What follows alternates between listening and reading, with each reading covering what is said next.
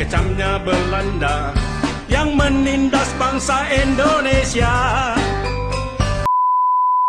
Raden Mas Tirto Adi Surjo alias Minke yang tertulis dalam karya tetralogi Pramudia Anantatur. Tirto dikenal sebagai Bapak Pers Nasional. Ketajaman penanya menggetarkan kolonialisme di masa kebangkitan pergerakan nasional hingga menjadi korban atas perbuatannya. Meski jalan hidupnya yang singkat, namun dia berhasil memberikan pondasi kuat perjuangan. Di penghujung usia, dia pergi dalam kesunyian. Kali ini kita akan membahas jalan juang Tirto Adi Surjo sebelum HOS Cokroaminoto mengambil perannya di Sarekat Dagang Islam. Simak selengkapnya. Tirto adalah seorang jurnalis dengan tulisannya yang tajam menyikut pemerintahan kolonial di awal abad 19. Dia merupakan putra dari bangsawan Jawa yakni Raden Ngabehi Haji Muhammad Chan. Terlahir priayi tak hayal membuatnya terbuai dengan latar belakangnya. Terlebih diketahui, para bangsawan pribumi kala itu dekat dengan pemerintah Belanda. Tahun-tahun 1893 sampai tahun 1900, melanjutkan sekolah dokter Stovia di Batavia walau Tirto tak sempat menyelesaikan sekolah dokternya. Berkecimpung di dunia jurnalistik pada tahun 1893 sejak sekolah dokter, menjadi redaktur kepala di tahun 1901. Lalu setahun kemudian dipercaya memimpin redaksi di Pemberita Betawi, tanggal 7 Februari tahun 1903. Tonggak Sejarah Pers Nasional. Dalam buku M. Dahlan dan Iswara dengan judul Pers Pergerakan dan Kebangsaan mencatat media Sunda Berita adalah koran pertama di Indonesia yang dikelola pribumi tanpa menjadi bawahan bangsa lain. Tahun 1907. Koran Medan Priayi terbit perdana dan menjadi media besar pribumi yang berbadan hukum. Dari media inilah, Tirto menyuluh kesadaran berbangsa pribumi yang kini disebut jurnalisme advokasi. Tak itu saja, lewat surat kabar ini Tirto membela kaum tertindas. Peran besar Raden Mas Tirto Adi Surjo untuk negeri ini tak sekedar di bidang jurnalis. Tepat saat Tirto menggalang kekuatan untuk mendirikan organisasi Sarekat Priayi di tahun 1906 yang berpusat di Betawi.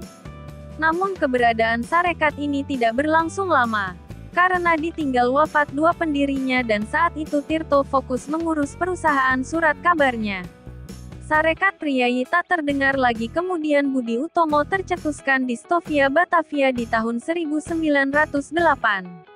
Beberapa pengurus Sarekat Priayi tergabung di Budi Utomo termasuk Tirto yang menganggap tipologi Sarekat Priayi dan Budi Utomo nyaris sama. Meski seiring perjalanannya hubungan Tirto dengan Budi Utomo akhirnya meretak. Berstatus anggota Budi Utomo tak menghambat keinginannya mendirikan organisasi lagi. Di tahun 1909 rapat perdana mendirikan Sarekat Dagang Islam yang dikenal dengan SDI terlaksana di Bogor. Di tahun yang sama, SDI resmi dideklarasikan lalu berkantor di Bogor dan Betawi.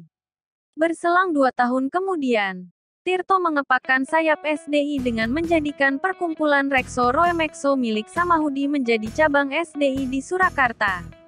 Sejak saat itu SDI semakin melebarkan sayapnya. Di perjalanannya, Tirto dan Samanhudi pecah kongsi. Sadar ketidakcakapan mengelola organisasi lantas Samanhudi merekrut sosok pemuda bernama Haji Umar Said Cokroaminoto untuk mengurus SDI cabang Solo. Bergesernya kata dagang pada SDI dimulai ketika Cokroaminoto mengganti ADART rumusan Tirto. Bahkan Cokroaminoto meyakinkan Samanhudi mengganti nama SDI menjadi Sarekat Islam. Sebuah perhimpunan yang nantinya melahirkan tokoh-tokoh berpengaruh meraih kemerdekaan Republik Indonesia. Disinilah babak berubahnya arah kapal SDI. Semenjak pecah kongsi dengan Samanhudi, Tirto dirundung pelbagai masalah. Ulahnya yang sering mengkritik pejabat kolonial dan pejabat pribumi melalui tulisan, membuatnya dijatuhi hukuman pembuangan ke Maluku.